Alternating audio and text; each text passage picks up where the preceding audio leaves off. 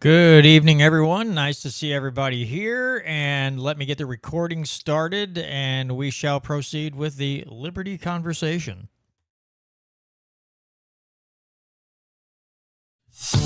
In the restaurant of life, we're putting freedom back on the menu. It's the Missouri Liberty Report with John Williams, working with grassroots organizations and legislatures to make Missouri the freest state in the nation. Let freedom ring. All right, folks, and we're back with another edition of the Missouri Liberty Report. Great to see you all back here on a Friday evening if you're joining us in the live stream. And if not, those of you in radio land and podcast land, we greatly appreciate each and every one of you. Voodoo Queen, as usual, first in the house in the live chat. Great to see you, Voodoo Queen. So, we got a lot of stuff that we want to get through in these 2 hours. And I guess, Brandon, will go Missouri first because you brought up something you wanted to cover, and I had something that I wanted to cover. Let's go with the execution that just took place, and I'll let you start off, Brandon, with your thoughts. But let's go over this because this is something I've been turning over in my mind every time I hear about an execution that's coming up in Missouri. I always have this inner conflict in my brain about, I understand the emotion behind someone who brutally murders someone else, and maybe as vindication, this person loses their life. But then I also have a problem with the state having the say-so over who gets to live and die. So, Brandon, kick us off with your thoughts on this whole thing. The main thing I wanted to talk about with this story is that there's this narrative going around that this guy was innocent. His name was Marcellus Williams. He was executed like 2-3 days ago by the state of Missouri, and the way it's framed is that, like, you'll read the story, will be like, despite protests, despite calls for clemency, the Missouri executed this man anyway. My problem with that is that it doesn't appear to be true. From all of the I looked into the evidence and like the different appeals he's had. So there was jury bias. So apparently one of the members of the jury was let go because of the color of his skin, and that is a problem. But they found, so apparently he stole this lady's, after he murdered her, he stabbed her. He was found guilty of stabbing her. He took her purse and her laptop. And when he sold the laptop, the guy he sold the laptop to positively identified him. And his girlfriend at the time said that when she went to pick him up, he was wearing the husband, so I guess her husband's jacket, and was covering up his shirt that was covered in blood. And then also they found her purse in his trunk with her ID in it. And so again, just the fact that the girlfriend didn't take the money. So apparently there was like this rumor going around that she just turned him in for the money and that it wasn't necessarily true, but she didn't take the money. So again, you can feel however you want about the death penalty. That's a conversation we can have. But to make your argument that, like, you have to be against the death penalty even for the most guilty people. You can't just be against the death penalty for the innocent people, but still, like, if something, like you were saying, if something heinous happened to someone a relative of yours, you would feel differently about it. And so you have to be willing to, in all situations, forego the death penalty. That includes if something happened to someone personally. You would have to forego that if you're going to be against the death penalty in all cases. Because if you're making your argument you're against the death penalty from this one person who seems to be guilty by the evidence, then you have to be willing to accept that you're not going to put to like I said, you're not going to put to death somebody who committed a violation, a heinous crime against you or someone you know. Yeah, and that's the thing. Like I said, I can understand how people get, if this happens to a loved one, I totally understand the sentiment. Like, this guy took my loved one's life, and now I want his life to be forfeit as well. But again, now we get into this, it starts there. You get this, allowing the state to execute criminals. You hope they're criminals and they haven't been falsely imprisoned for something they didn't do. But it's one, I hate to use, because this phrase is worn out, slippery slope. But it is a slippery slope. When you give the state the authority to take a life that can compound. Given the government's ability to propagandize people and come up with what they believe is sound reasoning, which is all it is getting on TV and saying the same thing over and over and over and over and over again and drilling into the sheeple's mind, if you will, then that compounds and it moves to something else. But again, it's like, okay, and I'm just playing devil's advocate here a little bit. I don't like the state having the authority to murder. Okay, that's not what I'm saying. But you look at it from a taxpayer's point of view, and you're like, okay, this guy murdered someone, and let's say he gets 2 life sentences. Great. Now I got to foot the bill for this guy to be in prison until he's dead. And you just add those up. Anybody on death row is now just life. So I can see where people are like, I don't want to pay for this guy to sit in jail and get 3 hots in a cot for the rest of his life. That sucks too. So there's those 2 kind of points of view. Some people are like, it's kill him and just get it over with. And the other people, or because I don't want to foot the bill for this guy for 50 years. But you're right. What's funny is George Carlin brought this up one time, and it just sprung to mind here, that when he would talk about pro-lifers, there are some pro-lifers that like no abortion. They're very anti-abortion, but they're pro-death penalty, which is really splitting hairs. That's you also acting like the state, choosing who lives or dies. So people get into that too. Yeah, it's not very Christian-like to be pro-life with one thing, but not. And it's hypocritical to be pro-life when it comes to the unborn, but then for someone who could be reformed in the eyes of the Lord, you're just gonna call it quits on him. And like you said, not you call it quits on him. Give the state the sole authority to do that. It is a slippery slope. Yeah, and again, I try, as I get older, and I hope wiser, but that's up for debate, clearly. I hope that when I look at a subject like this, I try to look at it from all perspectives. The court system, the legal system, all that, police officers, the victim, the family of the criminal, and then just the general population around. How is everybody looking at this? And I'm trying to come up with reasons to be for it and against it, and just kind of smash them around and see what my brain comes up with. It's another one of those touchy subjects. It's like it's not as mainstream and as high strung as abortion. But it can be, considering the circumstances, especially as much as the media loves to put race.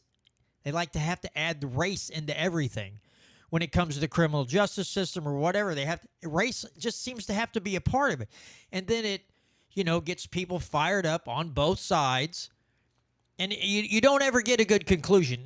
There's no happy medium. People don't come together and go, well, let's see if we can figure something out. Nope. Get people fighting over that. But then again, again, some people rightfully so, don't agree with abortion. Let's get rid of abortion.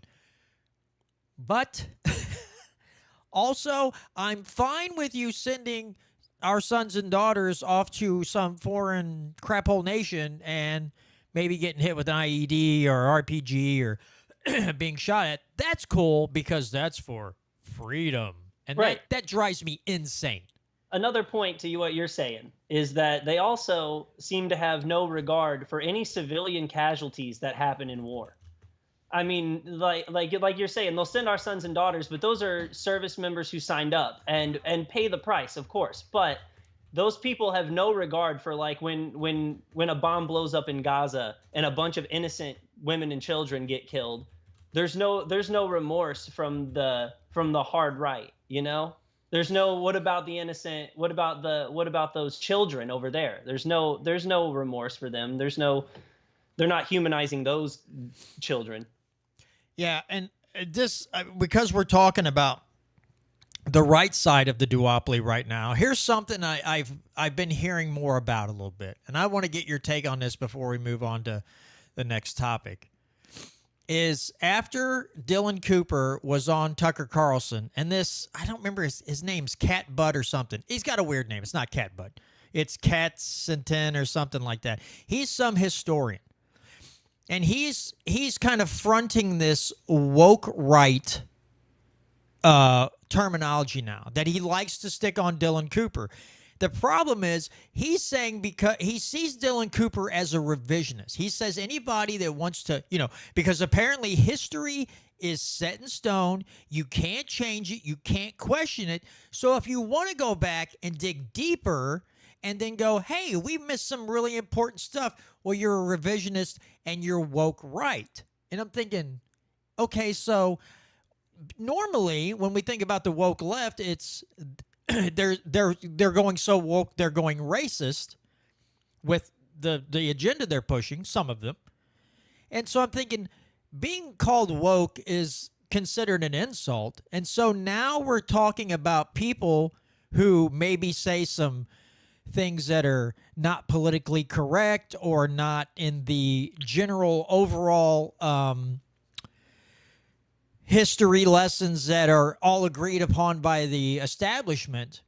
Now we have the woke right. Now, I will agree. Dave Smith talked about this, and I do agree.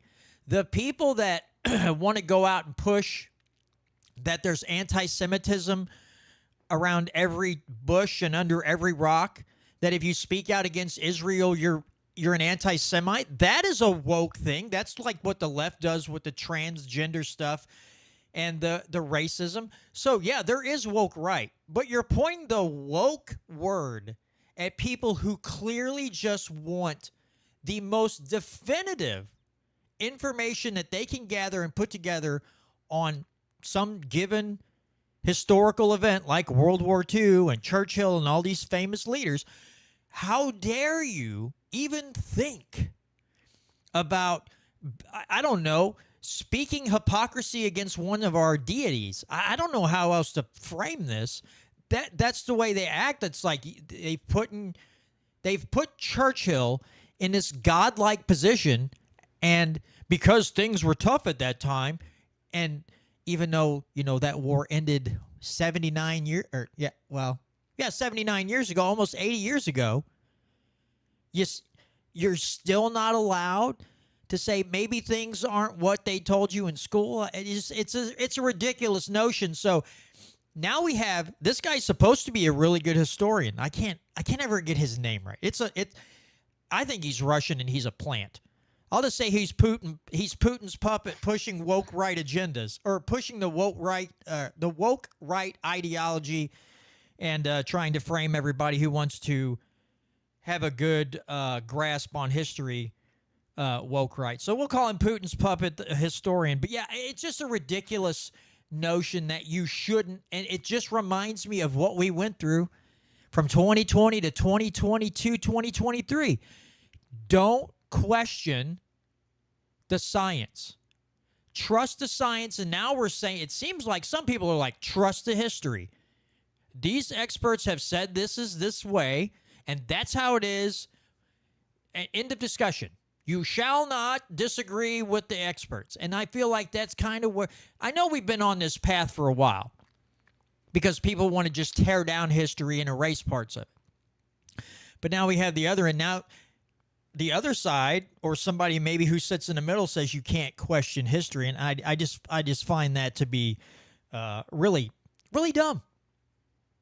Yeah. No, I think I know what you're talking about. I think I remember hearing about it.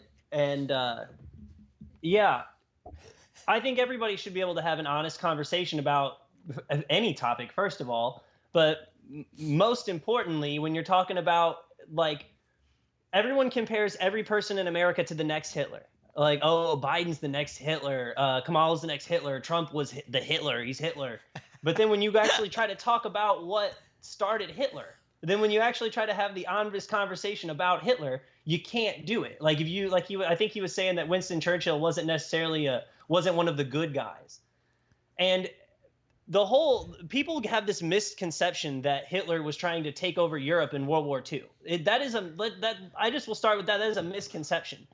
Germany had a land dispute with Poland over the Dons. I don't want to screw up. But anyway, there was a land dispute between Poland and Germany, and France and Britain had said that if you invade Poland, you're starting a war with us too.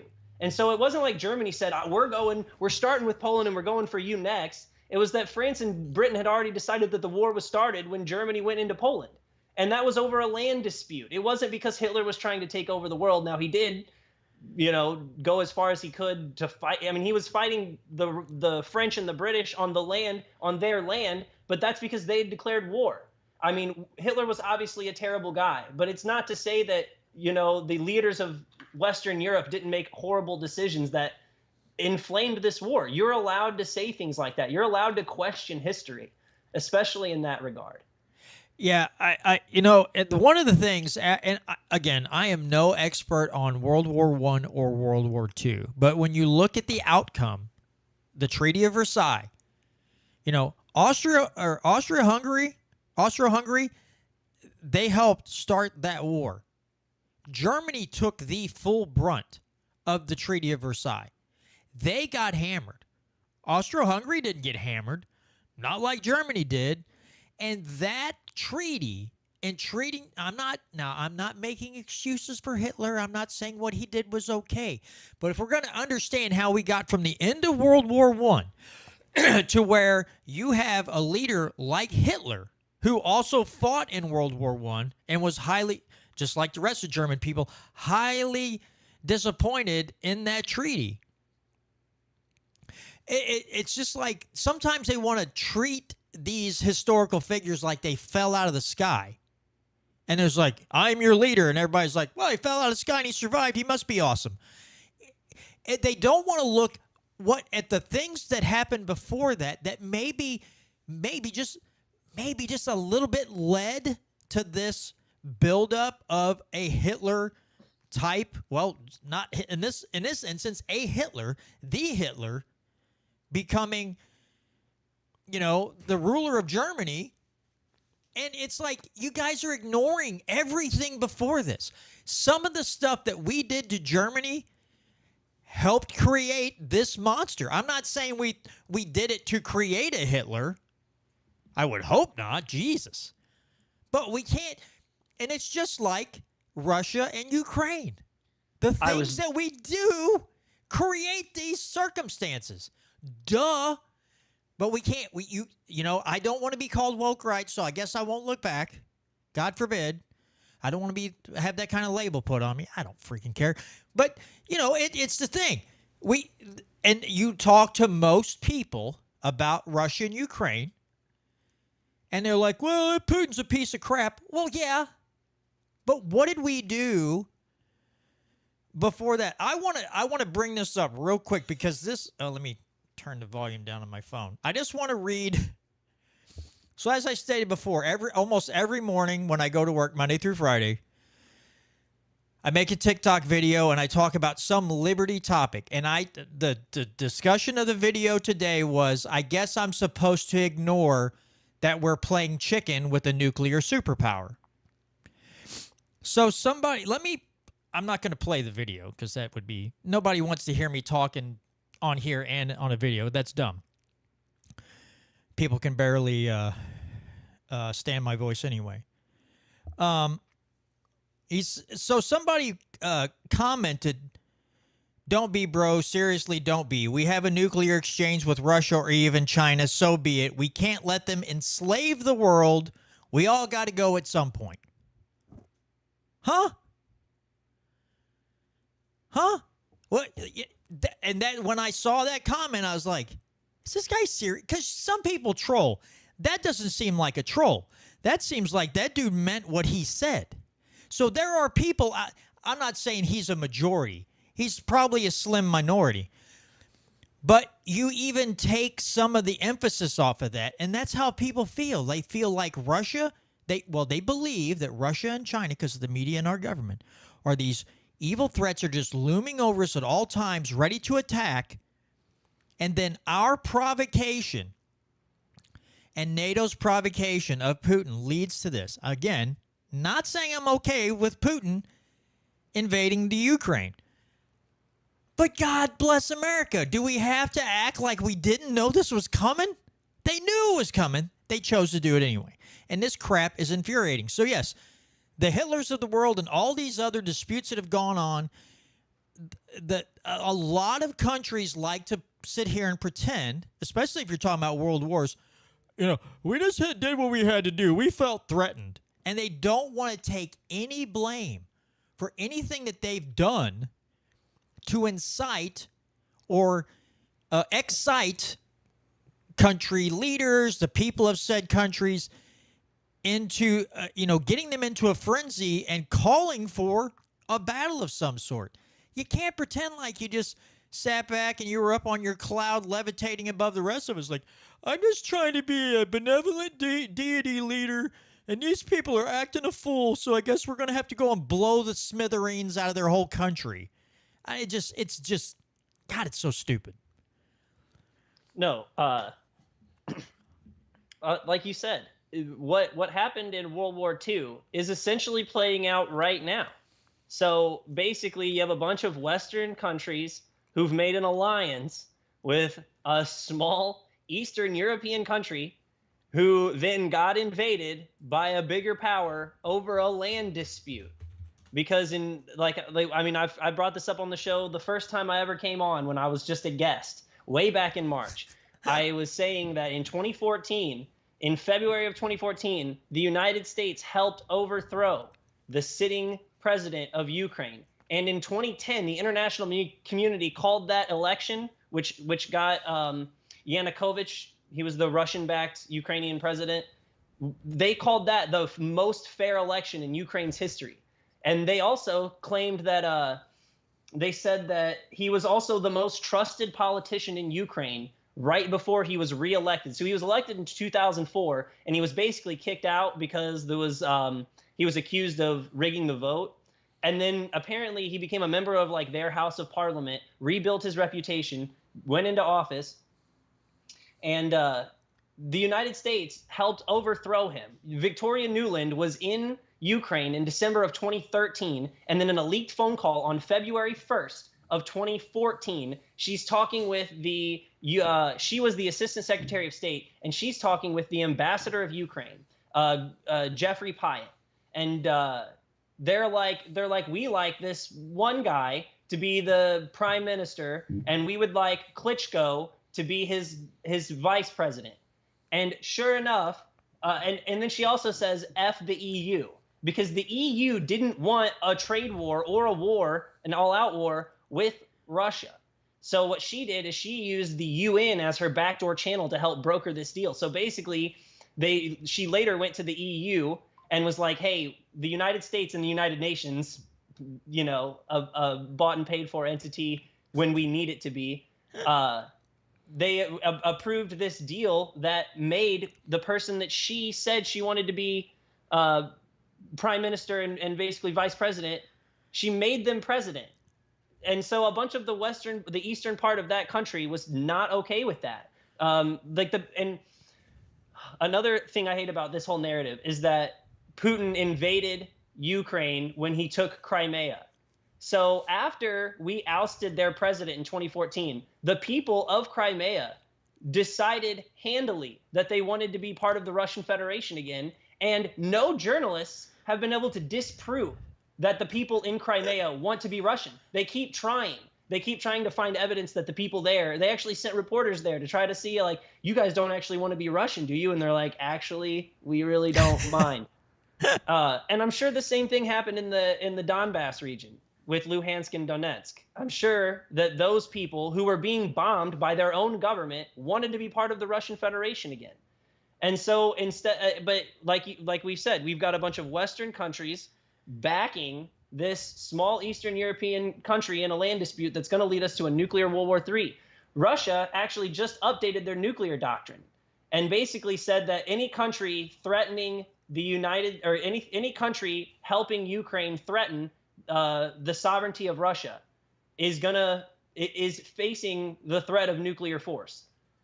So reinstating the fact that just because you have British soldiers helping Ukrainians shoot American weapons into Russia, that means all of us are a part of this war. And so all of us are now in direct threat of a nuclear fire. I mean, I don't think Putin's actually going to do it anytime soon, not until he actually feels the sovereignty of Russia is threatened. But it's still scary times. And for people to say that you can't look back at history and accurately get a good picture of what happened, especially when it's happening today, is ludicrous.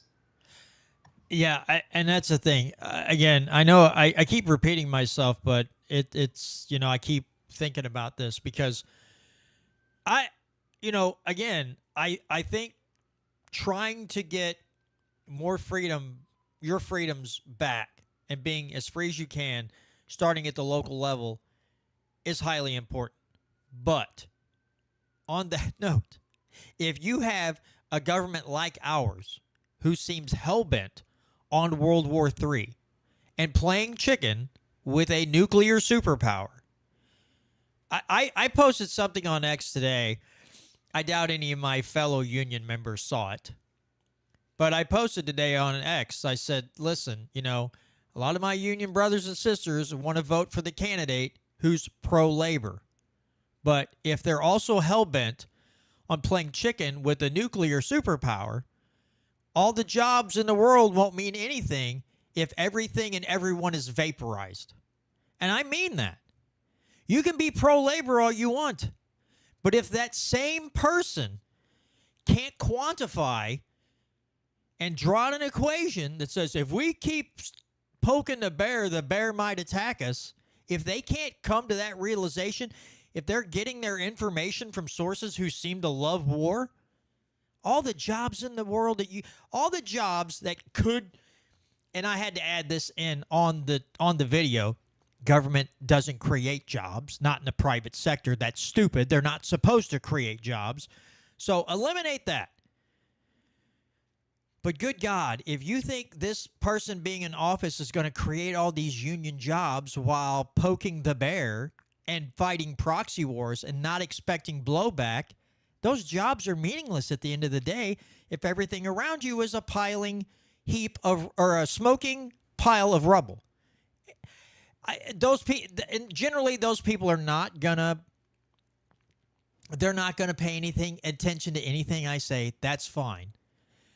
But I will admit, I am thinking of stirring the pot a little bit and literally just kind of shortening that phrase that I just posted on X, printing it out, and sticking it right on the employee bulletin board as you walk in nice big black print, and just seeing how long it stays up there. I can't get in trouble. They may not like it, but if we're going to be objective here and we're going to be realistic about, because we're going to fight for the future of this country and democracy. If we're going to be realistic and we're going to be objective and we're going to be honest, there's nothing that I type out in that little piece of paper to put on the bulletin board. There's nothing that I'm saying is false. You can get butthurt about it because I'm talking smack about maybe your I'm talking smack about your candidate, but get over yourself, buddy. Well, that would be the implication they make. If you put that on the board and they're like, "Hey, don't say that about my candidate," that's them admitting that their candidate is, their candidate of their choice supports, foreign intervention at the threat of all of Americans. The whole freaking world, essentially, you're putting the world in danger. Well, so I just got to bring this up really quick before Sure. Go ahead. while we're on foreign policy. Did you hear Trump say the quiet part out loud again when he was talking about Sheldon and Miriam Adelson? No, so I he was didn't. at some function, and what he's been doing lately is hilarious. He's been having like the American flag and the Israeli flag behind him when he speaks a lot now in support with the people of Israel. And so Sheldon and Miriam Adelson are for those who don't know, are two giant funders in politics. Like they're some of the biggest players in like the big money game in politics. And Trump was saying that they gave him a bunch of money, and they were at the White House as much as people who worked at the White House asking for favors. And Trump was constantly doing favors for him on behalf of Israel, and was like, and this is in his own speech, was like, yeah, when they came in, I told them, I'm going to need at least 2 weeks before I do you guys another favor. I've been doing you and Israel so many favors. I moved the embassy to Jerusalem. So, but again, it's just one of those things where, like, you're not allowed. I didn't think politicians were allowed to say, oh, yeah, I've been the donors give me a bunch of money, and then I just let them come into the White House and do them a bunch of favors all the time on behalf of a foreign nation. I mean, could you, if it was any other country and any other person, everyone on the right would be irate. Like, could you imagine if like a huge donor for China was in the White House all the time and Joe Biden was like, yeah, I did favors for these Chinese investors. They're at the White House more than White House employees are. People, like, the Republicans would be losing their minds. If it was literally any other country and any other person, the woke right and the right would both be going nuts. But because it's Israel, they get away with it. They get to do you can basically admit that they own the White House and you're doing foreign policy favors for them at will, and you get in no trouble. It's crazy. Yeah, it is insanity. And that is one thing you got to give Trump. He says the quiet part out loud a lot. It's like he wants to bring attention to himself and brag. And even though it's really a bad take, and for people who, now, of course, a lot of Trump supporters, I hear it all the time from people at work who are, just go in there and wipe them all them peoples out. Just the stereotypical dumb redneck type of think and words flying out of their lips. It's that, and it's like, come on, people. I hate to use this term, and because I didn't even think it was real at the time, but Islamophobia on the right is there. There are people who are afraid of Muslims on the right just because they're Muslims, or at least don't even care enough to differentiate between Muslims, which is the Muslims who aren't trying to kill you, which is 99% of the Muslims, and then the less than 1% of them who have hate in their heart. Not even to mention that you don't even care to figure out why they're so mad at you. You think it's because you have freedom. You think like the stars and stripes are why they're bombing us. I mean, because you're reading Scott Horton's Afghanistan book. That's just not true. They didn't even know 9/11 was a thing. They didn't even know it happened. I mean, I know, dude. And that's the thing. We show up in their country and they're like, New York, where? Al Qaeda who? What? Because you're in the far-flung northern provinces where it's just little agricultural land and they're out kind of doing their own thing. And you're like, Bin Laden, Osama who? New York. It was New York City. What are the Twin Towers you speak of? There was a guy on Joe Rogan who said that the Taliban are sending people across our southern border and are planning an October 7th style attack on America. That, let me just tell you, anyone who believes that's not true. And let me tell you why. They just spent the last 20 years trying to get America out of Afghanistan, to try to loosen, basically they had to run around at night because it was the Taliban trying to avoid this propped up fake American built government. And we just left. Why would the Taliban attack us? It would make sense for a terrorist group with no home, like Al Qaeda. They don't have a home.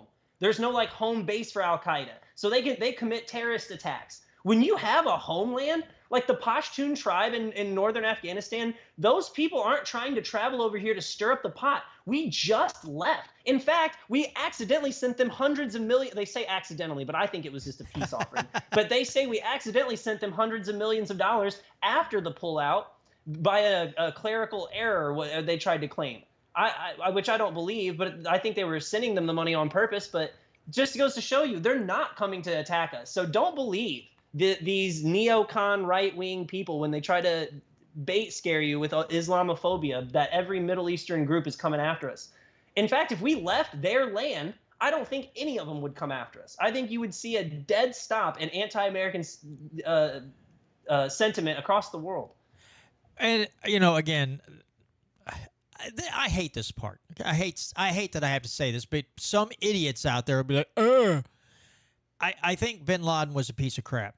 But if you read his writings, his intent was to draw us over there and bankrupt this country. He knew if he did the right thing, he could draw the U.S. into a battle just like Russia and keep us over there for years and years and years. Keep us entrenched in a fight. That was Al-Qaeda. But he wrote about our bases on their religious lands in Saudi Arabia and other countries. That was why they were so angry with us. It wasn't because we had freedom. It's because we keep sticking our nose where it doesn't belong. And this is going back to what we were talking about earlier with Russia, Ukraine, World War I going into World War II. The policies work so well for D.C. and the war hawks and the neocons as far as stirring the pot, starting battles, and getting and supplying the military-industrial complex with billions of dollars. This has worked for years. They're not going to stop doing it if it keeps working. So until the American people wise up and say, hey, how about we just don't fight any more wars unless we are absolutely attacked by another nation, and then we go turn them to glass. But other than that, we bring the troops home. You can line them up across the border if you're worried about security. I will say, Brandon, I don't believe that a group of Muslims coming across the southern border pose a threat per se. I will say I do worry a little bit, even if it's a false flag event, by a bunch of, because we have all these people, we don't know who the heck they are, where they come from, coming in and having some intelligence agency use these people as a way to goad the Americans into something else that we don't need to be doing. I can see that happening, but do I know that for sure? Absolutely, I do not know that's for sure. That's just a threat that I see, and that goes with any nation. If you let people, millions of people flood, look at Europe now. All these, they're having problems with child rape, murder, all these things because they just opened the floodgates. And just to add to that, it's very funny. I'm not saying there's a connection. It's very funny that the mayor of New York City is indicted for all this stuff not very long after criticizing the federal government's immigration policy and how they have a $12 billion deficit because 10,000 people a month are moving in.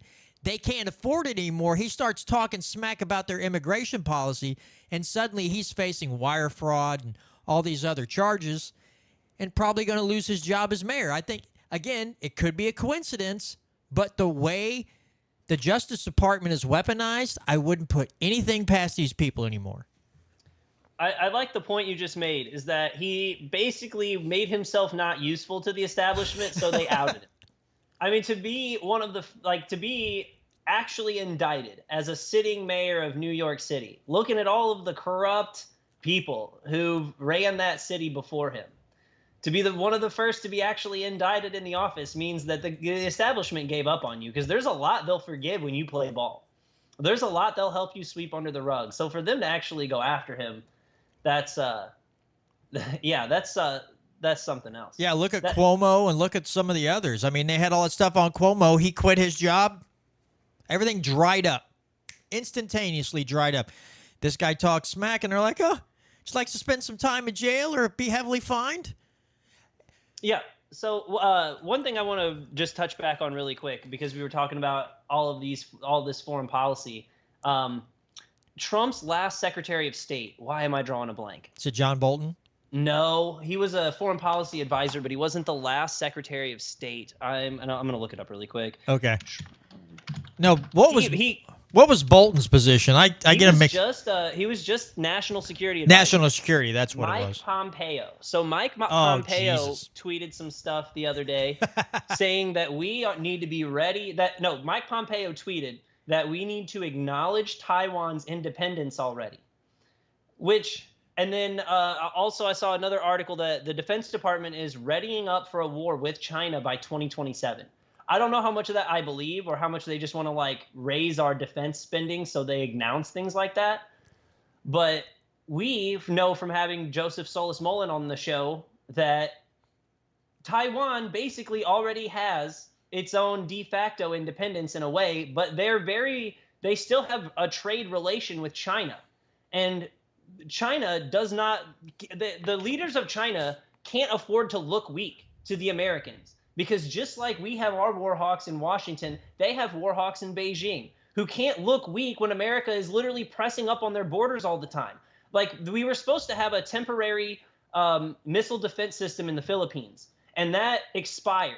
So we were supposed to remove our missile defense system from the Philippines. Well, we announced now that we're leaving that system there indefinitely. And then on top of, you've got Mike Pompeo declaring that we basically need to have Taiwan declare its independence now. And the Defense Department saying we need to be ready for a war with China by 2027. They're going out of their way to start another war in the South China Sea. So that means one in Europe, one in the Middle East, and one in China.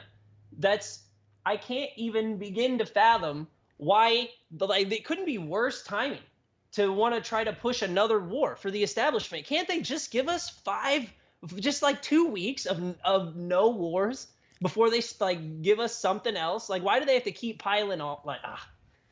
It's just crazy. That's because when you have a central bank, you have perpetual war. That's just a symptom of a central bank. And most countries with a central bank, it's perpetual war because they're making money off both sides. And it's sad, but it's true. Did you know that BlackRock has the contract to rebuild Ukraine? I have heard that. It's kind of it reminds you of Iraq and Afghanistan with Halliburton. Yeah. Isn't that strange? I have this article. It was in one of my campaign promo videos. It's that the article was BlackRock replaces Goldman Sachs in the White House under Joe Biden. So BlackRock has 5x top employees working under Joe Biden, working in the White House under Joe Biden right now, or working for Joe Biden. But it's crazy how right in front of our face they're willing to do this. It used to be, I guess, because of the internet, it's harder to hide. You can't just get away. It won't take 10 years for people to realize the ruse. But the information's right in front of people, and the fact that there's not a protest in the streets about BlackRock getting the Ukraine rebuild contract. The war's not even over yet. It's crazy. And what's funny is if the people on the left who are so adamant about being angry at rich people, you figured they'd be really mad about BlackRock having all those people in the White House. That they should be up in arms. But because herein lies the folly of the duopoly. You have the people on the right, when it's their guy, they'll make excuses. Well, the excuse for Trump is, well, he didn't know when he first got in there that he hired all these swamp creatures. Okay, yeah, he couldn't figure it out after 4 years that 90% of the people hated his guts.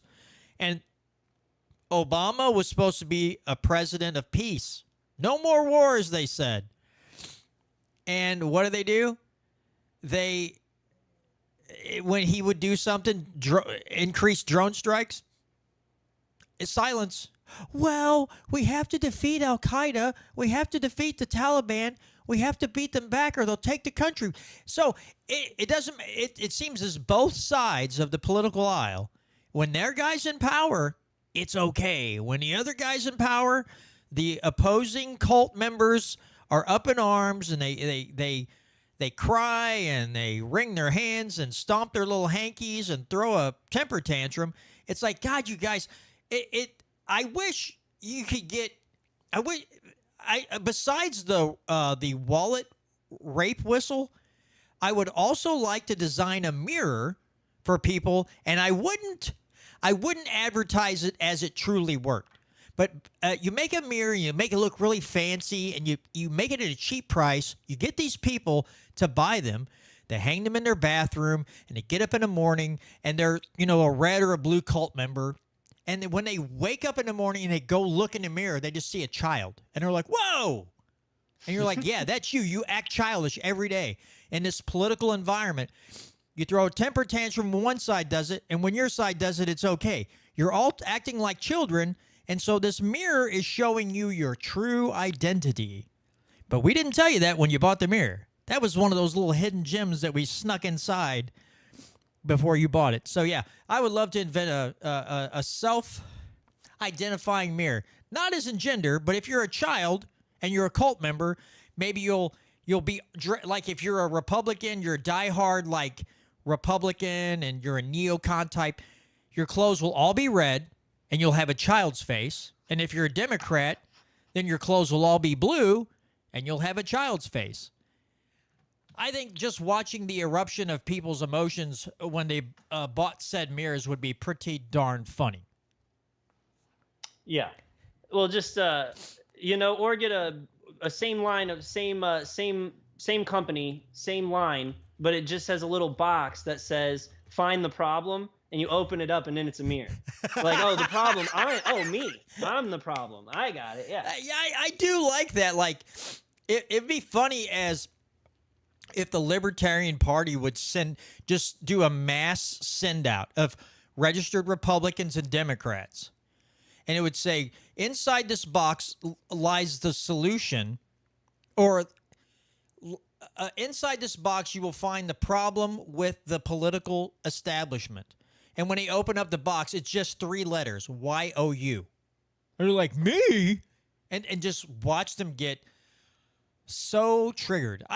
And that's the thing. It's not that, I know it wouldn't do any good, but the fallout from them, the absolute triggering crybaby effect that you would have, it would be like going and watching a great movie for me. If somebody would live stream the reaction videos, I could sit down with a package of my favorite candy and just sit there and watch them. You're like, oh, God, this is perfect. Watching all these people having to come to the realization that the problem is they don't use their brains, and they keep voting for the same morons every 4 years, and they keep getting what they vote for. And then somebody had the audacity to point out who the problem was. And you guys can't handle it. It hurts. And I would love that. Yeah. But yeah, I don't know. I just, and the more the nice thing is there are certain people that I talk to at work. We may have subtle differences, but we can have a conversation. And it's nice.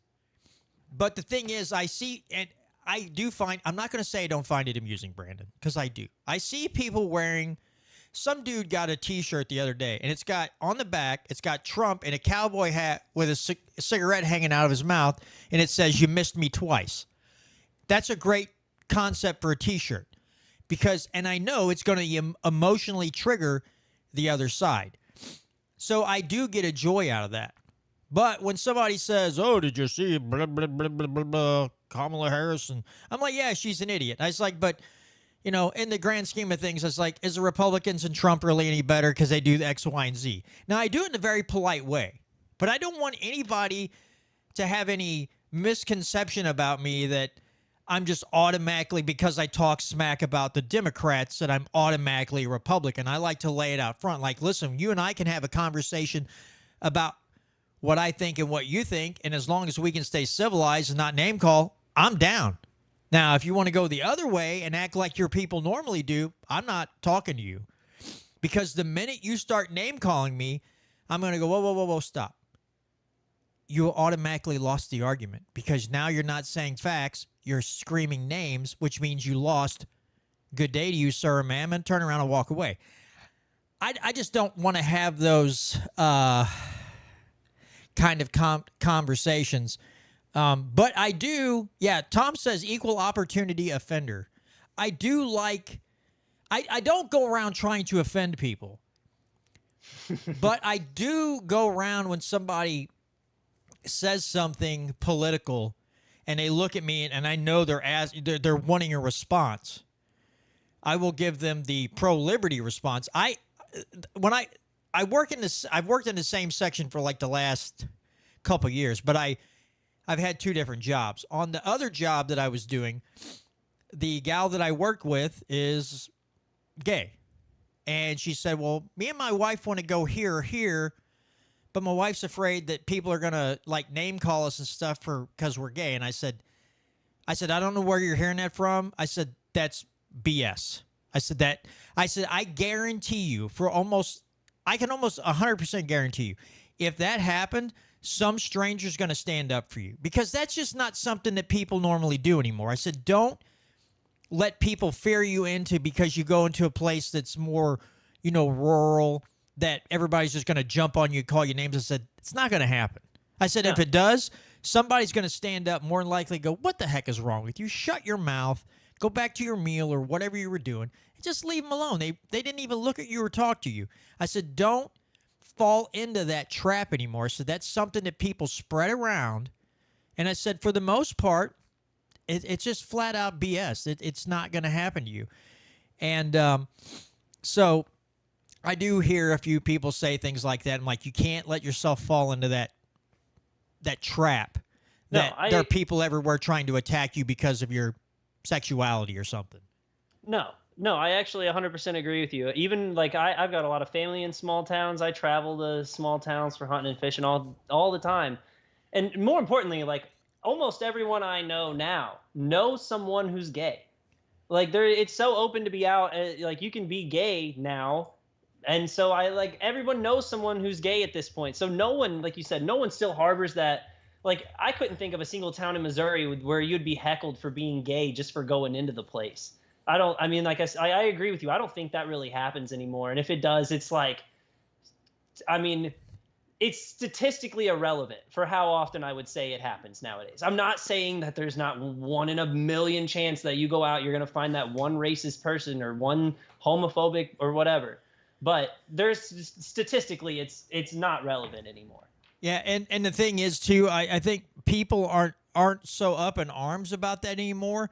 What they're up in arms about, and I would say that this is really, it's more straight people.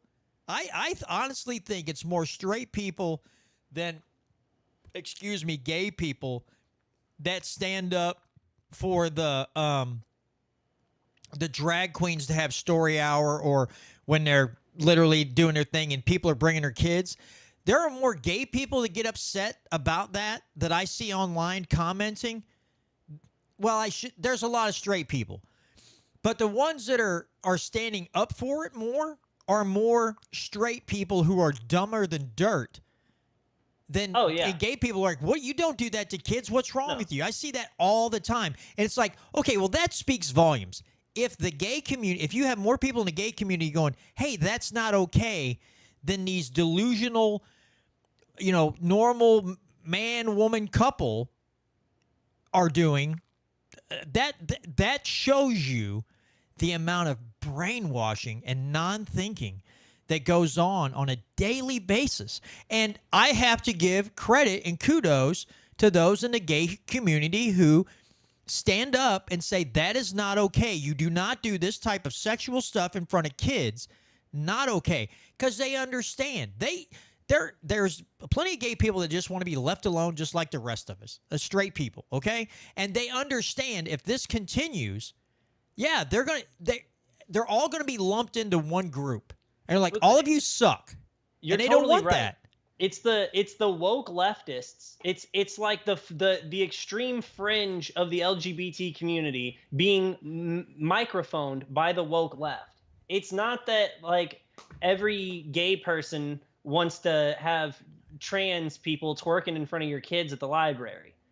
and that, like you said, that's a totally different thing. Like most, I mean, I'm under the belief, and I assume most people in 2024 are, that being gay is not a choice. It's like, it's just what your body is attracted to.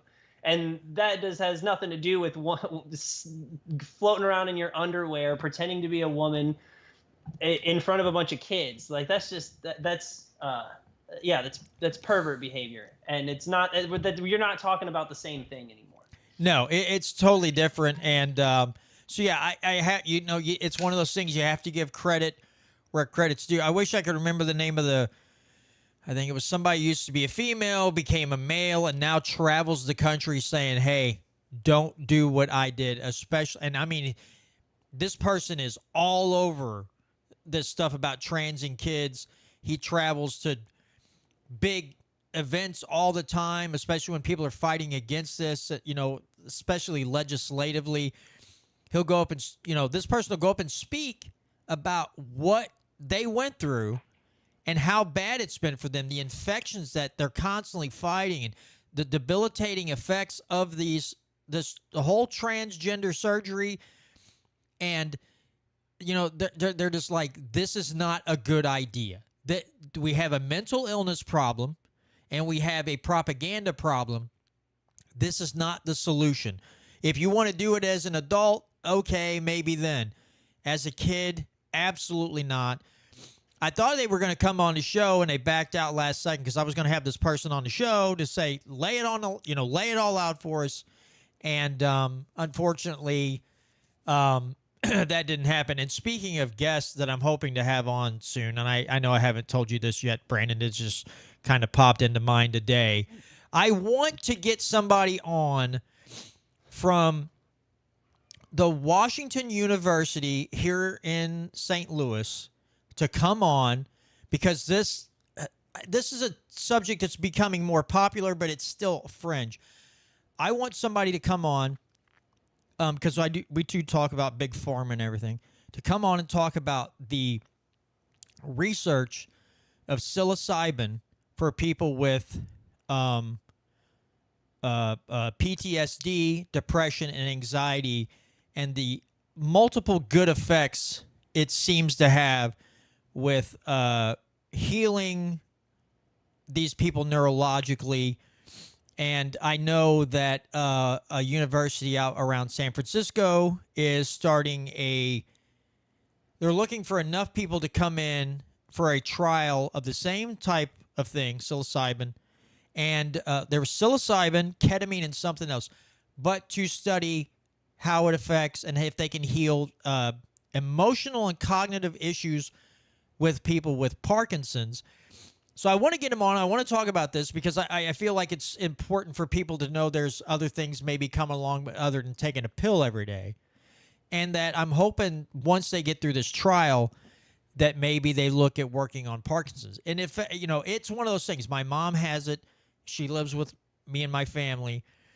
And if there's some way, if she was willing, if they would start the trial and she was willing to go for it, I would say, yeah. You're not going to damage her, but you may create some healed neural pathways that maybe give her some relief, and I'm down with that.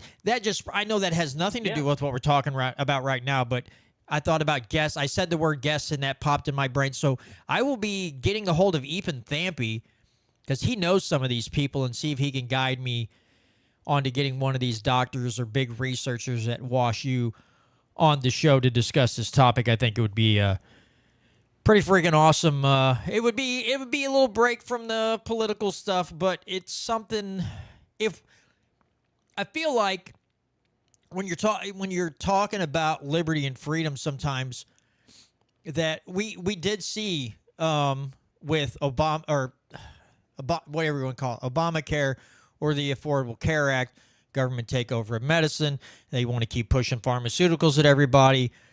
And it's like, if I can let people know that maybe there's some other courses to take for healing. So again, you're not taking a pill that messes with the chemical makeup of your brain and maybe get some relief or healing. I feel like we gotta talk about that stuff too at some times. But anyway, we'll get back to the other No, subjects at hand. I agree with you. I think it'd be very interesting to have a talk about just more broadly the right to try and different experimental drugs that are working for different people, and not necessarily like crazy ones, but holistic medicine approaches that seem to really be working that go against big pharma. Because I mean, we've already gone over this a million times, but big pharma is one of the main enemies of the people. And so, yeah, anything you can do to fight back against that is, it's not political per se, but it does have its undertones of the government's trying to screw with us. So let's spread the message on how you can fight back. Yeah, alternatively. So speaking of screwing over the taxpayers, I want to touch on this article. So we have this 3rd District Councilman Dennis Hancock, who apparently tried to hire his daughter as an assistant, and I don't remember. There was some point in here in one of the articles that said how much money she was. Oh, so she was going to be paid $24.88 per hour, along with a $300 monthly vehicle stipend and additional benefits. Once they found out, they're like, "Hey, that's Nepotism. That is spelled out in the Constitution. It's spelled out in the Constitution. You can't do that." So they're like, you're going to have to vacate your seat. Of course, he's fighting it. And so they've said, well, the taxpayers have to foot the bill of his attorney, which is $495 an hour. Now, there was a proposal to have Hancock foot the bill if he loses. And guess what? That failed. So the people of St. Louis County are going to have to foot the bill, almost $500 an hour, for this guy to fight to keep his job. And even if he loses his case, they're still going to be footed with a $500 an hour bill for this. Let's see, I think. Okay, an emergency ordinance which was discussed by the council on September 17th would hire attorney Kimberly Mathis to represent Hancock in court. I'm sure she's one of these big-time attorneys who probably is in the pocket of every single councilman, so if something happens, she probably gets picked. And there's a good reason, because since I guarantee you, if Hancock or somebody else was paying this out of pocket, it would not be $495 an hour. But since it's taxpayer money and it's guaranteed money, guess what? That mayor or that lawyer's fee probably doubled. It might have been $200 and something an hour. Now it's $495 because guaranteed the bill's going to be footed. Taxpayers are going to be on the hook for it, but it's guaranteed money. I know the government's going to cut me a check. And this just, to me, is incentivizing. Hancock's going to be able to pick up a phone anytime and call her and say, "Hey, I got this problem here." And she's just going to be tabulating time, racking up a bill, because he doesn't have to worry about footing a bill. So he can be on the phone in her office, racking up hours as much as he wants, and he doesn't have to pay 1 red cent of this attorney's bill.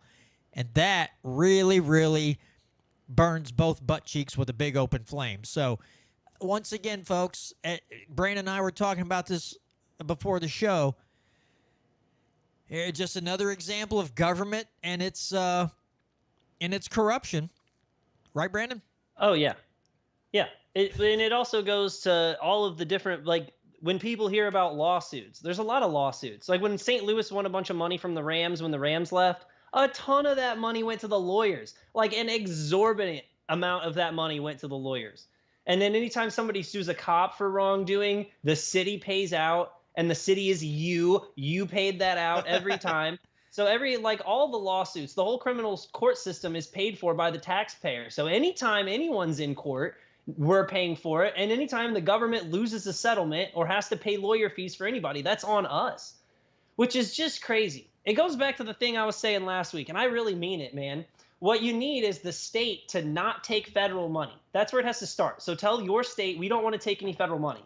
And then you stop taking the taxes out of people's paychecks. Because that's like they take out state income tax and federal income tax right out of your paycheck. You have no say. And it doesn't matter if you disagree with everything the federal government's done. It doesn't matter if they abuse your rights and abuse you this way from 6 ways from Sunday. if the people got to keep their money and choose to pay their taxes versus it automatically coming out, like if states decided that employers were no longer forced to take the pay out of their checks, you wouldn't see this. Like there wouldn't be the money to pay for that lawyer. They'd have to come and ask us for it. And then which point we'd say no.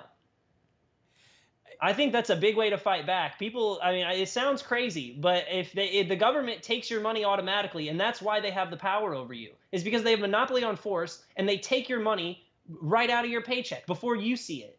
So I think that's what a big way to decentralize would for states to no longer take federal grant money and then tell the federal government, screw off, we're not giving you our money anymore. And then whenever there's an actual serious war, whenever I feel like my homeland and my property is being threatened, then I'll give you money to fight a war. You know, and that's the problem with this state. I don't know if you're aware of this or not, Brandon. Half our budget, so 50-something billion dollars, half of that money comes from the federal government. And that's why we have the problems that we do here in Missouri right now, is because almost half, at least almost, if it's not half, it's just under half of our total state budget is federally funded. And that is why it is so incredibly difficult to get anything good done in Jefferson City as far as passing good liberty legislation, because we have so much people talk about outside influence, like George Soros, and they're not wrong, but George Soros is funding this amendment, and this group is funding this amendment. Yeah, well, we also have a federal government funding half the state. So when you have that sway over law, when you have that sway over the budget of a state, that trickles down. They're like, oh, man, these guys are easy picking. Half their state budget's federally funded. We can just come in here. And, again, I was talking on Sam's show on Wednesday night. We were talking about the IP reform. And the cowards in the Senate and the House decided they just destroyed that bill. And then now we have all these props and amendments coming up on the ballot in November. And people were talking about, the abortion thing and everything else. And I was like, and the threat. And it's like, yeah, well, the legislative body has had multiple opportunities to correct this, to change the threshold to where it's like, okay, instead of 50% plus one, you raise the percentage, and then you have something like concurrent House districts or something to that effect. You add some thresholds, because Amendment 3, which was the recreational marijuana, 16 counties out of 80-something counties in the state passed that amendment. So, but they had the opportunity, and guess what? They didn't do it. And I believe it's because not only did outsiders influence that, I believe this gives the parties another topic to bring up every session, to get people fired up and get them mad, get both sides butting heads. And then in the meantime, you've got completely crap, unconstitutional legislation just filtering on through because people are focused on that one thing, getting IP reform done. Don't get me wrong.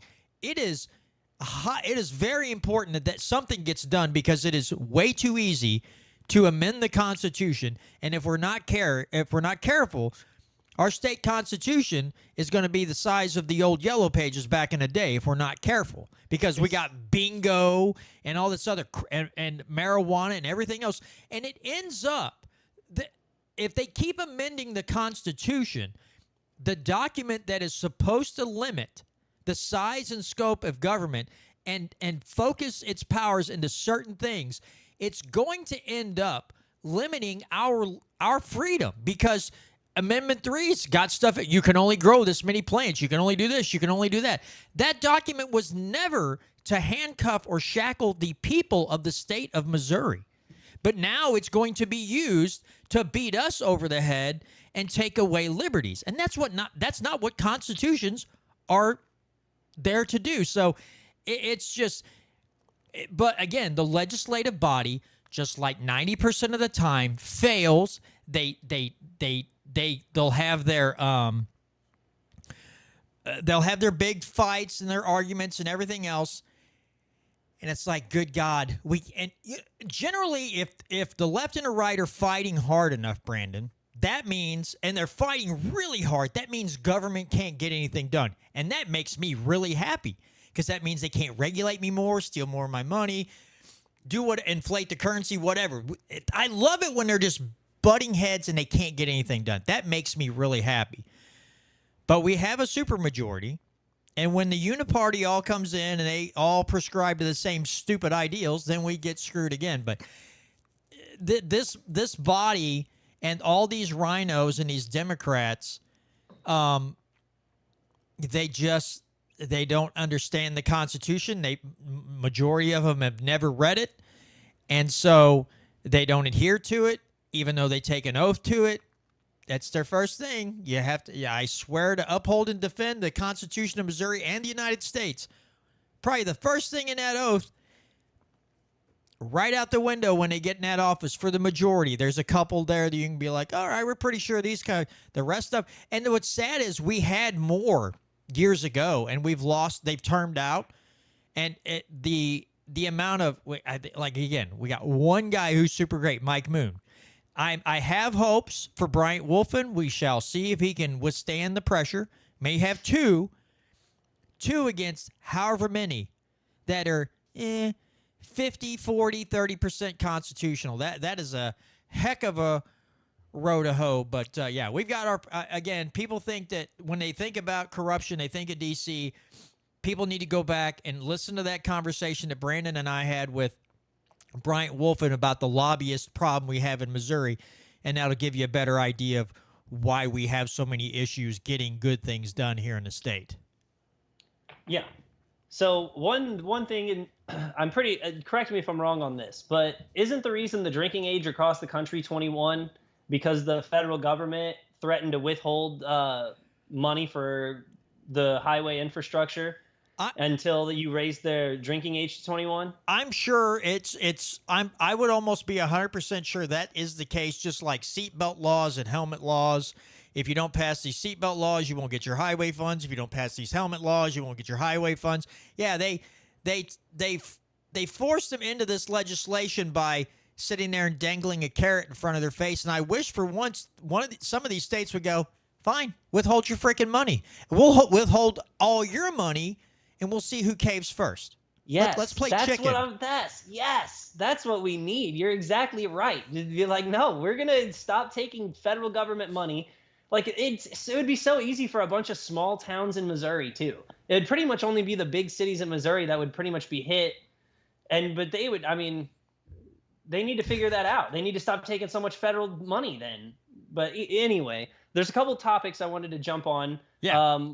One, so you brought up George Soros' name, and I don't know if you heard, but he's backing a group that's trying to buy like half of the radio stations in America. So there's two things into that. One, I think that I don't really care. Like, if you love Sean Hannity and you're afraid Sean Hannity's going to go off the radio, he's got a nightly show on Fox. You can find him on every podcast. You know, he's on. I'm sure he's on. I'm blanking right now. But any place you find a podcast, iHeartRadio, all those places, I'm sure you can find Sean Hannity's show. And then, I just don't. I personally don't really care who owns the radio. If you don't like who owns that station, don't listen to that station.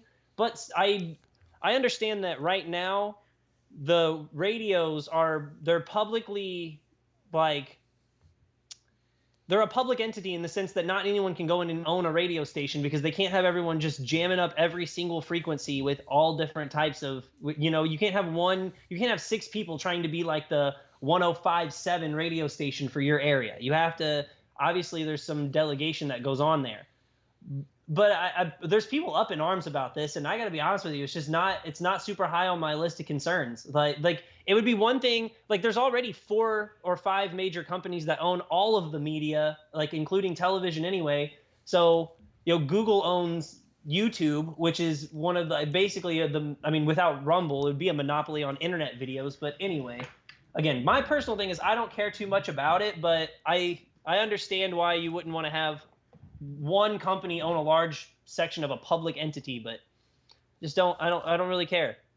Well, and real quick, what's interesting about this is you do not hear Democrats screaming anything about a monopoly right now. If I guarantee you, if a group of conservatives was to go out and buy 15, 20 different communications groups, they'd be screaming monopoly right now. But because their guy is looking at investing into buying these groups, they're like, yeah, go for it, because we'll just wipe the conservative voices out.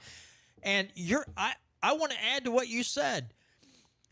Sean Hannity is good on a limited amount of things. If I'm going to go to somebody who's willing to have an open conversation and have a debate or whatever, if there's one guy I'm going to pick, and I'm not saying I agree with him on everything, but I think he's doing much better since Fox fired him, and that's Tucker Carlson. Because Tucker Carlson is willing to have the conversation. He is willing to bring controversial people on and have a conversation about things. Now, they may agree, they may disagree, but you get to hear the argument of both sides. And that's what we need. We need an open forum, not this stupid crap that they peddle on most of the major media outlets where it's a 4-person panel and you listen to 4 people talk all over each other for a 5-minute segment and nothing civilized or intelligent gets hashed out in those 5-10 minute segments. Tucker Carlson, you get an hour plus of him sitting down, having a free and open discussion on topics and opening up the stage for debate. And I think Tucker's a much better person for having left or being fired from Fox and doing his own thing. I think that's just, now he has complete and utter control of what he talks about, who he has on. And I think that is a beautiful, beautiful thing. But yes, if you're going to Sean Hannity, or if you're going to the majority of these more quote-unquote Republican or patriot radio stations expecting to get the full truth, you got to understand, those people bring on a lot of these establishment people. They get a certain narrative, and then the hosts will just parrot it for the most part. You're still not getting unbiased information. What you're getting is the people who listen, just repetitively every day, they're getting information that they're comfortable with. They don't get the uncomfortable stuff. If it's the other team they're screaming about, yeehaw. But the majority of these hosts are not holding the Republicans' feet to the fire for the most part. They will a little bit, but as long as it's in that comfort zone. But by God, we don't want to drag our audience across the line and make them really have to think and question everything. So at the end of the day, you're not getting this unbiased, as Fox used to say, fair and balanced approach to the information. You're still getting a majority of your information from one side of the political aisle. It's just, that's what you're comfortable with hearing, because the truth is too uncomfortable for a lot of these people. So I'm kind of with you. I get it. Do I want Soros's money and everything? No, because that's like taking 1,000 people to Taco Bell, getting a belly full, putting them in a C-130, opening the bay door, and then just diarrhea hits them all at one time, and they just spray everything with feces. That's what Soros money kind of does. It just craps all over everything. I get the sentiment, because you have people who don't have your best interests at heart kind of controlling the information. But you should really stop, for the most part, going to those companies for your information anyway and doing better research on your own and looking things up and coming to your own conclusions instead of saying, well, Sean Hannity said this, it must be true. Start thinking for yourselves, and you could possibly be a freer person in this United States of America. Well, since you touched on Tucker Carlson there for a second, I agree with everything you said, but one thing I want to note about Tucker Carlson is that the biggest thing he did, in my opinion, is he was baited into the Iraq war narrative. And I understand why, because at the time there wasn't a lot of, there were people saying it, but it wasn't as nobody thought the CIA was as corrupt as it was, at least not like mainstream wise. Like, it's more mainstream now to question the CIA narratives and everything. But back in 2001, it was unpatriotic to question anything. Like, the rhetoric was so tough around questioning anything going on with the Iraq war. But he was like, I am so sorry for falling for that.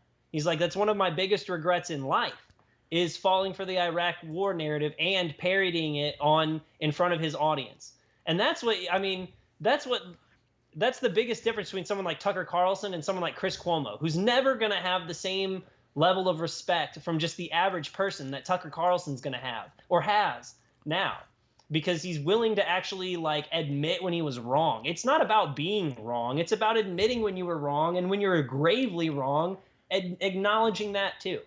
Yeah, I want to play this clip that I found the other day on X, and it's like a 37-second clip when Eric Swalwell was on Tucker Carlson's show when he was on Fox. This is a funny. Let me bring this up real quick. Hopefully, it's not blaringly loud when I start this. Why shouldn't my wife have the same firearm at home that your bodyguards use to protect you? Is that fair or is that unfair? Why is it unfair? That's a ridiculous argument. Oh, why? It's absolutely ridiculous. Why is it because you're more important than me? I'm merely saying that you have better protection than I do. And you're saying that my family doesn't deserve to have a certain species of weapon. You get to decide what we can protect ourselves with, but you're not going to in any way take the ability to protect you away from the Capitol Hill Police. I'm saying that every police officer in America today is outgunned. For their safety and for the safety of the people they protect, we shouldn't have assault weapons. Right. You just don't want to apply the rules to yourself. I get it. I wouldn't either. So that's just one of the little tidbits that I enjoy from Tucker Carlson when he did things like that. I never watched his show back then. I do listen to some of his podcasts. I mean, he had that great conversation with Thomas Massey, the great one with Dylan Cooper. He had a couple on. One was a head and neck surgeon. The other one was a lobbyist for pharmaceutical companies, talking about how corrupt the medical establishment is, especially the pharmaceutical side of it. He's had Dave Smith on a couple times, and they've had really great conversations, especially on foreign policy and stuff. So yeah, I'll listen to some of his stuff now. But even then, and you're so right, Brandon. He was, his whole thing of coming out and saying, I was stupid wrong on this. Now, he did say, I believe it was on one of his podcasts, during this whole Iraq-Afghanistan thing, he was talking about hearing some stuff, and his dad's like, well, you're a baby. Go over there and find out for yourself. And he's like, what? So he goes, I did. I went over there. And it was, he was in a kind of a hot zone. And I don't remember what he said, but he was saying something to the effect, I think it was when he had Dave Smith on. He was saying something to the effect that he was eating, and there was a general talking about this, I believe it was a female soldier got shot. She was dying. Her husband, held her in his last moments. And he was making it sound like it was something to be really proud of. And he said it sickened him how the guy was almost glorifying that this gal lost her life over a lie. And it really struck him. So when he came back, he had a new mindset.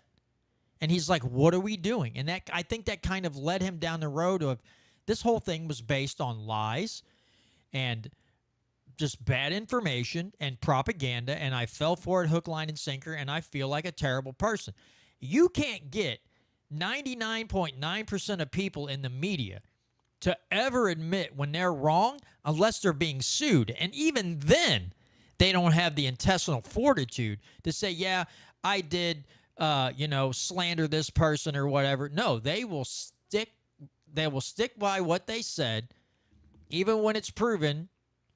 The same thing with the kid, the Indian tribe that was beating a drum right in front of the kid's face, and he smiled. Nicholas Sandman. Yeah, Sandman. That whole thing. Those people never admitted that they just crapped all over that guy. He won a big lawsuit against him. They still don't come out and say, yeah, what we did there was wrong. Nope, they just ignored it, glossed over it, went on to the next propaganda campaign, because we are after all just an arm of the government anyway, and we just help them spread terrible information and lies to you every day of the week, 24 hours a day. Well, they did the same thing to Kyle Rittenhouse. I mean, we could go on forever, the number of people that the media's railroaded unfairly, but Yeah, they made him out to be some like racist kid who was just out shooting protesters, but in reality, he was protecting a business, was attacked. They tried to steal his gun. He shot nothing but white criminals, and all in self-defense, all proven on camera. And still, everyone in the media, except conservative media, but everyone in the liberal media circles was just ready to hang him, ready to put him away for life for defending himself. But acted like his mission was to go. They framed it as his mission was to go there and murder people. That's how they framed it. But the evidence was clear. He tried to back away and evade first until he fell down, and that guy was going to smoke him with a skateboard, and then he opened fire. He was clearly attacked. But they tried to frame it as he had a gun placed up there. He was ready to go murder people. I'm like, if he was going to do that, he would have just opened fire immediately instead of trying to retreat first. Murderous people don't go, I'm going to back off 10 paces, and then I'm going to blow your head off. No, they're going to immediately start firing shots. And they got caught in it. And then he ran to the cops. Then he ran to the cops and was trying to turn himself in immediately. It's the media blows everything out of proportion. One thing I forgot to mention, and I want to go back on. We don't have to stick on it, but one thing I wanted to let you and the audience know really quick. Michael Schellenberger, who was he was part of the Twitter Files group. Mm-hmm. He was part of the journalist team that got shown the Twitter Files. And he's an excellent independent journalist. He found out that. They said of the millions of immigrants that have came in, I can't remember the time frame of when these people came in, but of the millions of immigrants that have came in, 600,000 had criminal records. There was like 30,000 violent offenders, 30,000+ violent offenders that include like murderers, like over 10,000 people convicted of murder or wanted for murder in other countries have came into our country. I mean, that's a crisis. You can't have that. Just to let them go in the way that the Biden administration is just letting them go. Like, I am for, if you don't want to take anything from the government and you love the founding principles of America, then there's no reason I'm not going to stop you from coming and buying my neighbor's property, even if you're not from America. There's no reason, if you don't love our values and don't want to take anything from the government, why you shouldn't come in. But those people clearly don't love our values. If they're murdering, if they're committing heinous crimes in other countries, those are not the people that should be let in. You should be the people who value individual freedom and by so value, property and life.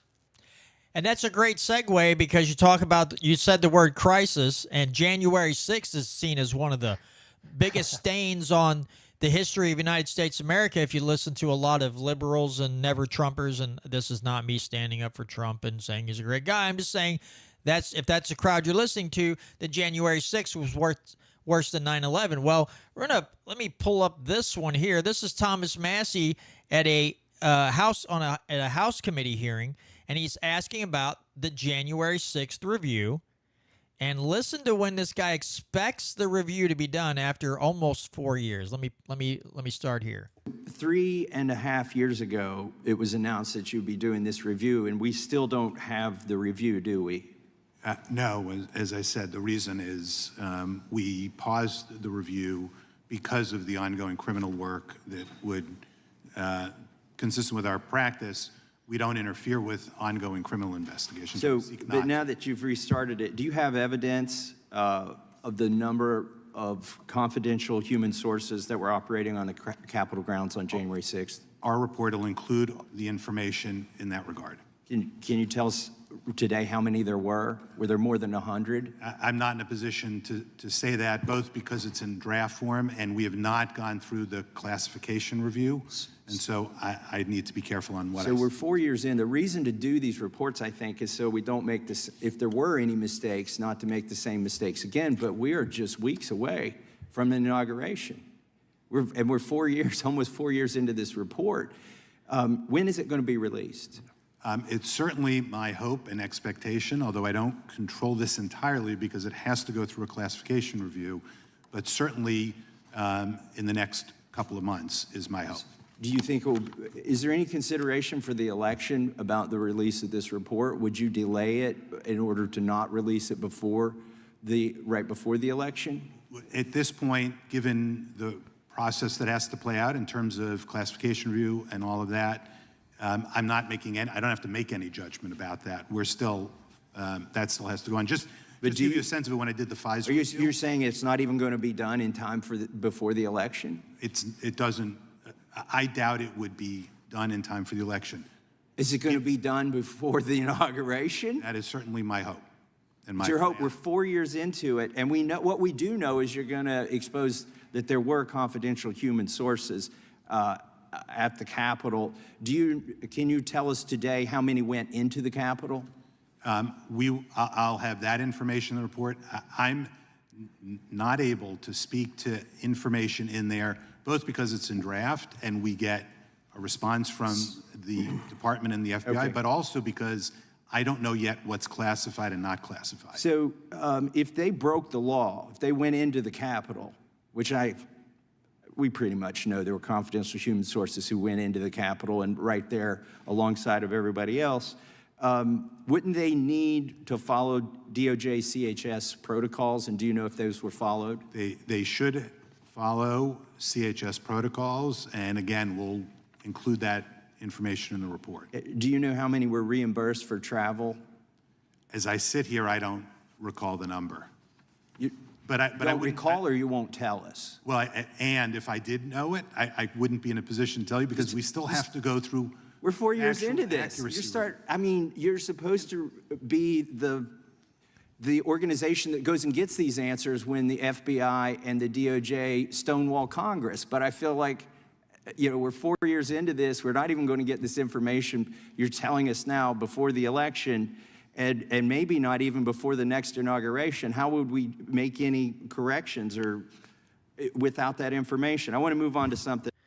All right, that'll take care of that. I just wanted to, to play that audio because I felt like, this current administration wanted to push and during 2016 wanted to push the narrative of election interference. Now, this isn't going to be real popular, maybe even on YouTube, I don't know, but that's election interference. It is, because you're getting information from one side of the political aisle, and you're like, well, you might have it out by the inauguration. After the election, you've had almost 4 years to complete this review, take it through the what did he call it? Oh, God bless America. Whatever review. Oh, the classified review. You still got to go through the classification. I don't know what's classified. Yeah, you do, you big dummy. You know exactly what you say and you can't say. But, again, the weaponized Department of Justice, who seemingly wants to control the narrative and has clearly picked a side in this election, is not going to give us the information until after the election, maybe before the inauguration. If people have any doubt as to if the government, I don't know. I don't know how you could have a doubt if you think the government is maybe more than just a little corrupt, and that it's not slanted to more of the warhawk, neocon, dumb, woke, liberal side of the thing.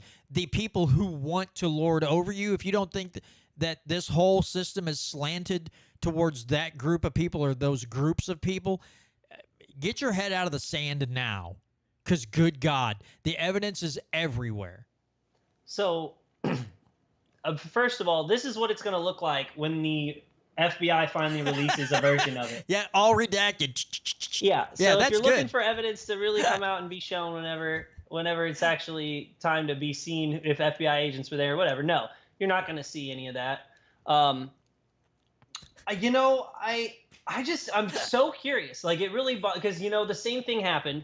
Zelensky was in Pennsylvania, and he was signing these, and Josh Shapiro is the governor of Pennsylvania, and he was a top contender to be Kamala Harris's VP pick.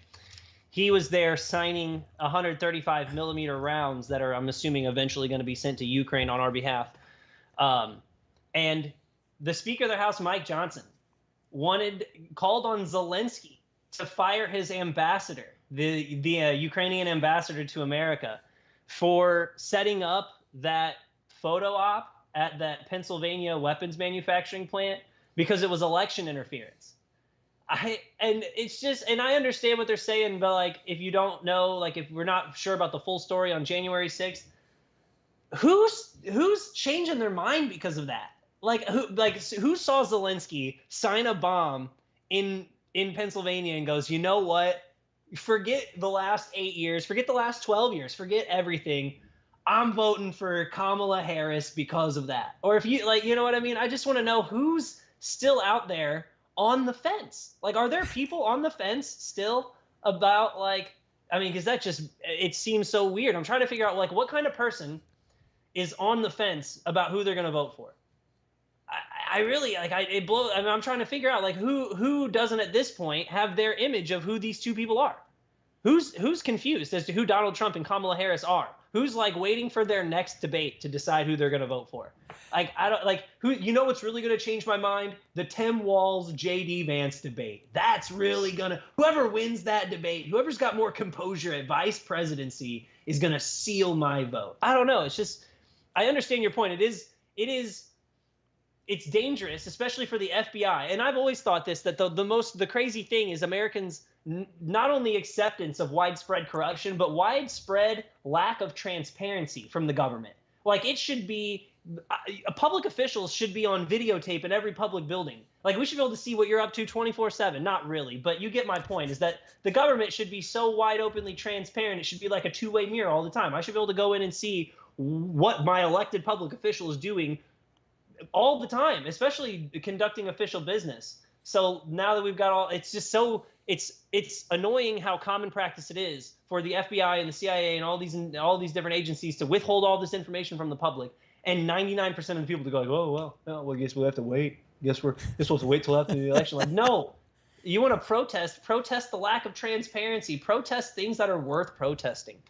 Not. Yeah. Well, and Tom Martz makes a good point in the live chat here. He said, could you imagine an individual doing this to the government if the government requested info? Dude, you'd get screwed real hard. You'd get screwed 10 ways to Sunday. You'd probably be put in solitary confinement for the rest of your life, because how dare you, Joe Blow citizen, not tell your government exactly what you know. But these schmuckos can go up there and lie through their teeth. And that's the thing. We talking about Hannity and stuff earlier. You know, I would turn on his show once in a while just to hear what stupid things were going to come out of his mouth. And when Trump was president, and they're like, oh, or before Trump was president, and Hillary Clinton was going up there over the whole, that whole thing in Libya and everything with the embassy attack and all that. And he's like, you're going to have a hearing and blah, blah, blah, blah. And I'm just sitting there, and I'm not saying it loudly because I'm the only person in my car and no one's around to hear me. But I'm like, that woman's not going to jail. I'm thinking, if people are listening to this guy thinking that Hillary Clinton is actually going to get punished for anything that she's done, you're out of your freaking mind. The woman's been embedded in government for years. She has made all the right friends. She knows dirt on everybody else, and she's probably like the rest of them. If I go down, there's going to be a whole boatload of you going down with me. So, yeah, we can play this little circus where you question me and I can act all defensive and yell at you. But at the end of the day, you know you ain't doing a darn thing to me that's going to be anywhere close to being effective at taking me out and losing my power. No way, no how. Well, you know, actually, now this might not be true, but I read that part of the reason they made her trial such a big deal about the Libya and the Benghazi thing is because the CIA was secretly funneling soldiers from Libya to Syria, and that information was coming out, that someone was like that, that the CIA was taking the people who were fighting in Libya and they were moving them to Syria to join up to fight Bashar al-Assad's government. And so they made this big play out of the Libya disaster. The whole big thing was supposed to be Hillary Clinton got those guys killed, when secretly both sides were trying to cover up the fact that we were secretly sending soldiers, not U.S. soldiers, but like the Al-Qaeda members from Libya, and we were sending them to Syria. We were funding that for them to go fight Bashar al-Assad. So yeah, it's just another one of those. Not only does it go to show you that there's two tiers of justice for the elites, of course, But then also it's just another red herring. Like they're making a big, like, oh, look, Democrats and Republicans are so mad at each other. Look, we're going after Hillary Clinton. In reality, they're teaming up to screw us behind our backs.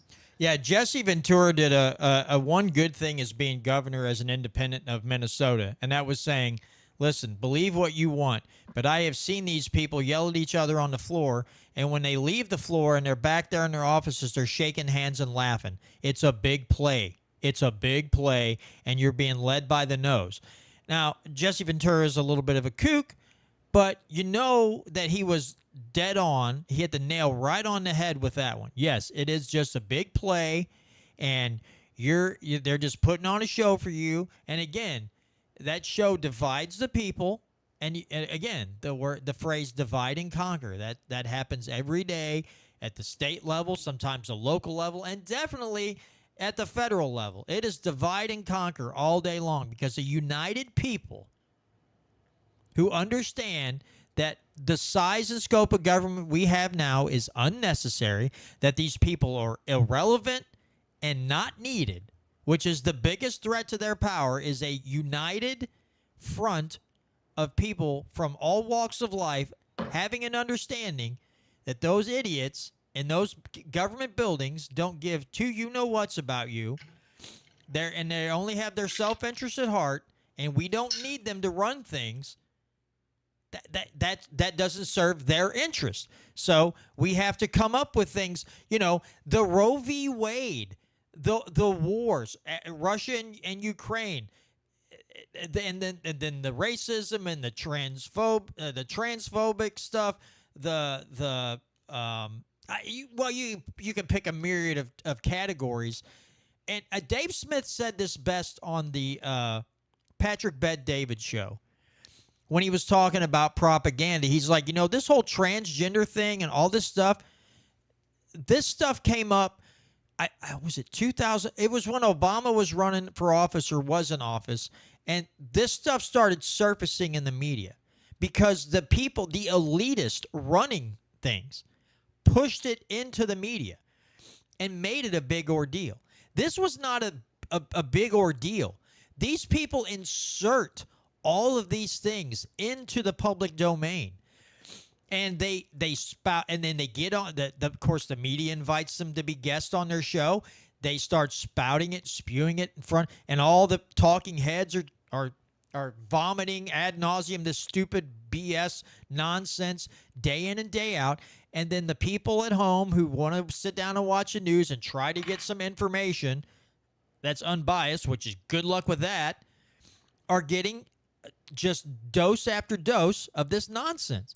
And then it's embedded in their brains. And if they're on the blue Smurf cult team, they'll be like, yeah, transphobic people suck. And then the people on the right who on some parts are right on this, especially the trans and kids and stuff, they're on the other side screaming. So you have the two extremes screaming at each other, and all the while there's just what they call the silent majority, which I wish they'd stop being silent and start speaking up a little more loudly, are stuck in the middle of this thing and are like, what the heck is going on? Bill Burr has a bit about, when you have a family and you're working a job and you're doing all these things, you get wrapped up in that. You get in kind of like a bubble, right? You get in this bubble and you're just trying to take care of your family. You're going to work. You watch a little bit of the news. This is just I don't mean to stereotype people, but this is general American life. Like, especially right now, people are struggling, so they have more jobs. They don't have as much time to watch the news or research and read. And then suddenly one day things calm down and somebody comes up and asks you your opinion, and they shove a microphone in your face and you give them your opinion because you don't know half the crap that's going on. And suddenly you're a target of ridicule because your opinion is based on the way you grew up and your beliefs, and everyone is targeting you saying you're a racist or transphobic or whatever. And it's so ridiculous. And there's so many people who don't want to get wrapped up in this crap. They literally just want to go to work, go home, enjoy their family, go on vacation, do all of these things. And there's a minority. They really are a minority of people who are just in your face, right in your face. You got to believe like I believe, like I do. And one little ounce of pushback causes this explosion of fury in the media, especially if you're a person with any name recognition or anything. You're suddenly the most horrible person to walk the face of the earth. And all you were doing was trying to make a living and maybe buy yourself some toys to enjoy when you're not working, going on vacation, whatever. And you have freaks in the fringe movement around you, circling like vultures, it seems, at sometimes, trying to catch you in these traps and to shut you up and to make sure that you don't voice your opinion. And that is a dangerous culture to live in, but it's a culture and it's a society that a lot of us are trapped in. And thank God for people who just people that have that name recognition, that at some point just go, you know what, I don't care what happens to me. You know, people may not like Dave Chappelle's comedic, you know, his comedy, his style of comedy, or some of these other people. I tend to like comedians more and more every day because there's still the majority of them who want to push the boundaries of what's funny and what's not, and taking on this pop culture and just twisting it and making fun of it.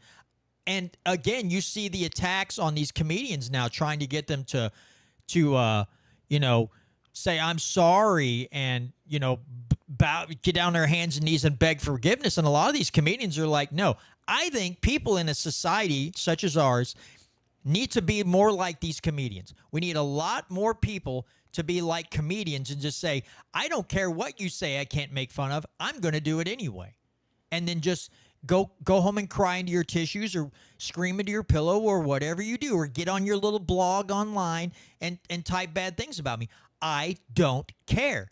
This is what I believe to be true, and you don't have to like it. You don't have to agree with it. And you can also take a long jump off a short pier for all I care. But yeah, you're not gonna back me into a corner having me beg for forgiveness because I said something you didn't like. So I think part of it, I mean, this is one theory. Jimmy Dore loves this theory, that part of what you're talking about started whenever Occupy Wall Street became big and the Tea Party became big.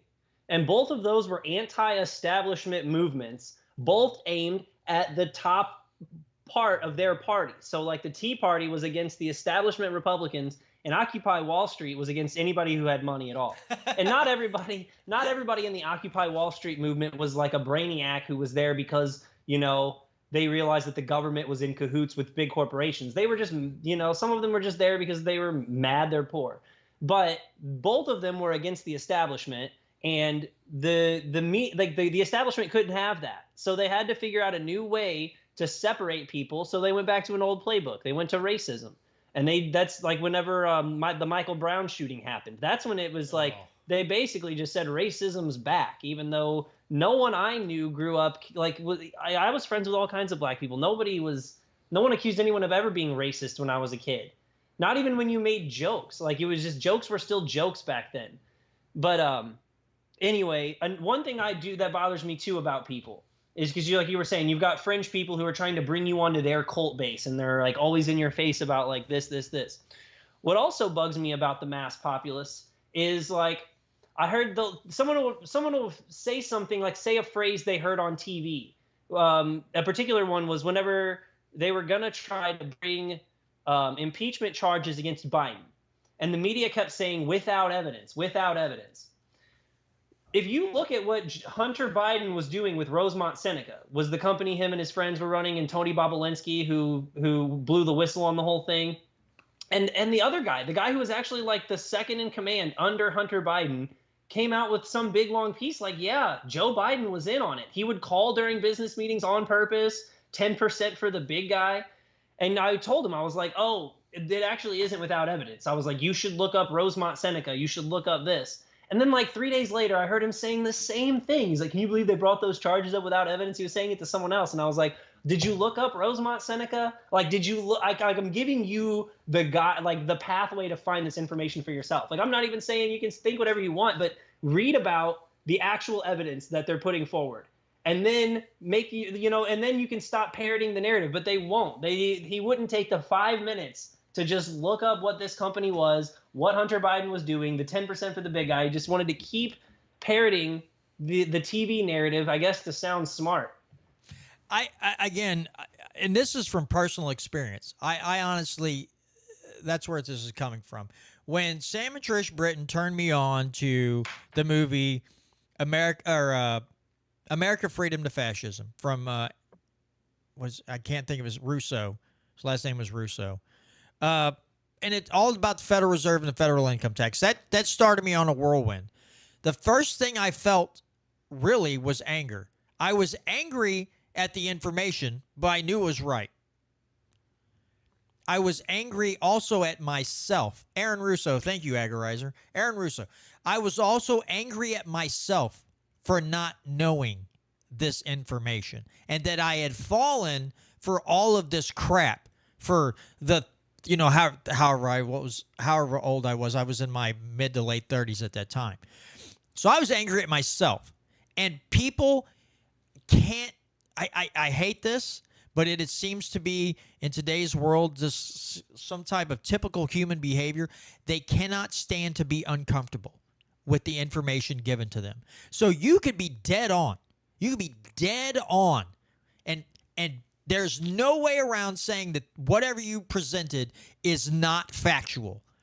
But because it makes them uncomfortable, they have to admit that they've been wrong. They would rather lie and parrot stuff rather than face the truth and speak the truth. They would rather lie and be comfortable within the lie instead of saying, there seems to be a system that doesn't want to work with me but work against me, and I've been a tool all along, and something's got to change.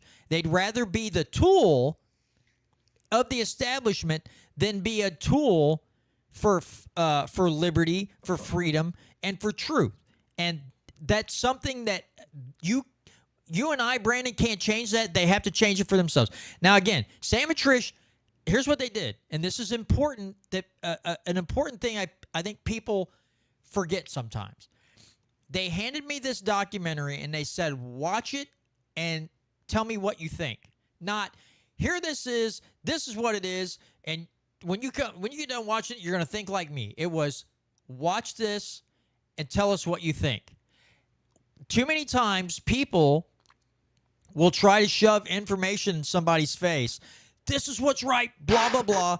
And then what do you get? It's a normal human response for the other person to just automatically retreat and go, I have no interest in what this person's saying, because they're bullying me. They're trying to beat me over the head with their little truth Bible, and I don't want to hear it. We have to, if we're going to communicate with people that we don't agree with, we have to get to a point where we present facts and say, now, just look at this. I'm not telling you what to believe. Look at this and tell me what you think, and just literally leave it at that. And we even have people in the liberty movement that will try to beat people over the head with information. It's like, you will not get fans. You will not draw more people to liberty like that. You have to lead by example, which is presenting the facts. Here they are. Here's all the footnotes. Tell me what you think, and back away, and maybe you get a response. Maybe you don't. But we see this between atheists and Christians. We see this between the left and the right. We see it in the media. We see it in the government. We see it in all facets of life. That one side just trying to beat the other side over the head with information and force them into thinking the way they do. And yes, you will get some people to conform with enough use of force and enough fear tactics.